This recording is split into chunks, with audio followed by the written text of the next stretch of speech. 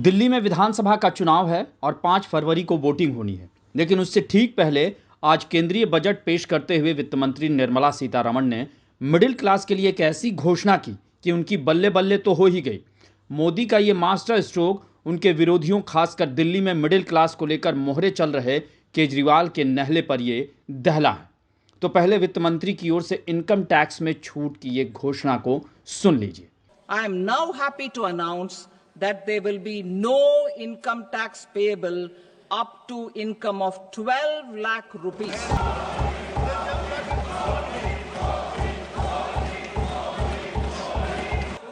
Average income of 1 lakh per month other than the special rate income such as capital gains under the new regime.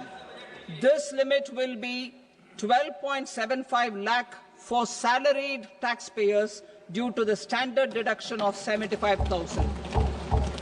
तो सुना आपने, निर्मला सीतारमण ने नई tax प्रणाली में 12 लाख रुपए तक की आय को टैक्स फ्री कर दिया है। और सच मानिए, महंगाई की सबसे ज़्यादा मार खाने वाले मिडिल क्लास के लिए इतनी छूट की उम्मीद तो उसने नहीं ही की होगी, लेकिन अब ये हकीकत है। अभी तक ये छूट 7 लाख रुपए ही थी, लेकिन केंद्र सरकार ने इस बजट में एक साथ 5 लाख रुपए का इजाफा किया है। मतलब अगर कोई शख्स हर महीने 1 लाख तक कमाता है तो उस पर कोई टैक्स नहीं लगेगा। और तो और इसमें 75,000 रुपये का टैक्स डिडक्शन भी दिया जाएगा। यानी किसी की इनकम 12,75,000 है तो वो टैक्स से मुक्त है।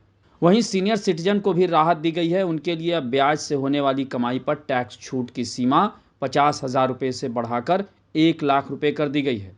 TDS की सीमा भी बढ़ाकर 10 लाख की गई है। यही नहीं, इस बार के बजट में कुछ और चीज़ों पर छूट से भी लोगों को राहत मिलेगी।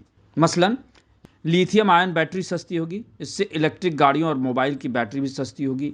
LED TV सस्ते होंगे क्योंकि इन पर कस्टम ड्यूटी घटाई गई है। बुनकरों के बुने कपड़े और चमड़े से बने सामान सस्ते होंगे।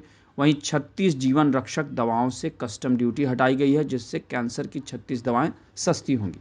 दरअसल वित्त मंत्री सीतारमण ने बजट में ऐलान किया है कि कैंसर जैसी गंभीर बीमारियों से जुड़ी 36 दवाओं पर टैक्स नहीं लगेगा और उन्हें पूरी तरह से ड्यूटी फ्री बनाया जाएगा। यानी ये पहले से बहुत सस्ती हो जाएंगी। इसके अलावा भी बजट में कई अहम घोषणाएं की गई हैं, जैसे बीमा क्षेत्र के लिए FDI की सीमा 74% से बढ़ाकर 100% कर दी गई है।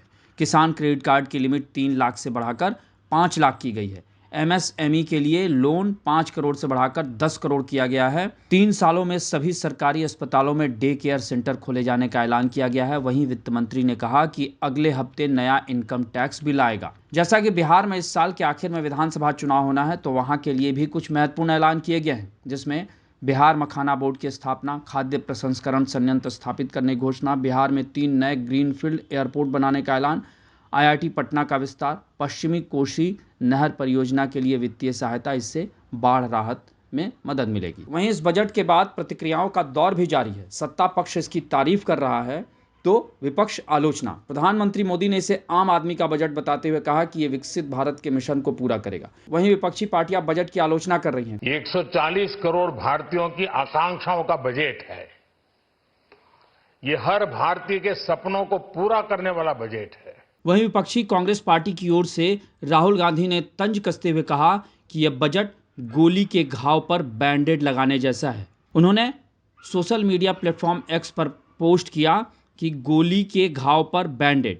वैश्विक अनिश्चितता के बीच हमारे आर्थिक संकट को हल करने के लिए बड़े बदलाव की आवश्यकता थी, लेकिन यह सरकार विचारों के मामले में दिवालिया हो चुकी है। वहीं अखिलेश यादव ने इस बजट को लेकर कहा कि बजट से ज़्यादा महत्वपूर्ण महाकुंभ में मरने वालों के आंकड़े हैं। बजट का हर आंकड़ा झूठा है। जबकि तेजस्वी यादव ने इस बजट को गांव और गरीब विरोधी बताया। जबकि अरविंद केजरीवाल, जिन्होंने दिल्ली चुनाव के मद्देनज़र हाल ही में मिडिल क्लास का खूब हल्ला बनाया था, वो मोदी के इस दाव से परेशान हो गए होंगे। तभी उन्होंने X पर ट्वीट कर कहा कि देश के खजाने का एक बड़ा हिस्सा चंद अमीर अरबपतियों के कर्जे माफ़ करने में चला जाता है। मैंने मांग की थी कि बजट में यह ऐलान किया जाए कि आगे से किसी अरबपति के कर्ज माफ़ नहीं किए जाएंगे। इससे बचने वाले पैसे से मिडिल क्लास के होम लोन और व्हीकल लोन में छूट दी जाएगी। किसानों के कर्जे माफ़ किए जाएंगे। इनकम टैक्स और GST की टैक्स दरें आधी की जाएंगी। लेकिन मुझे दुख है कि ये नहीं किया गया। यानी कुल मिलाकर NDA सरकार के इस बजट से महंगाई की मार से परेशान मिडिल क्लास को कुछ तो राहत मिलेगी और उनकी उम्मीदों को पंख भी लगेंगे।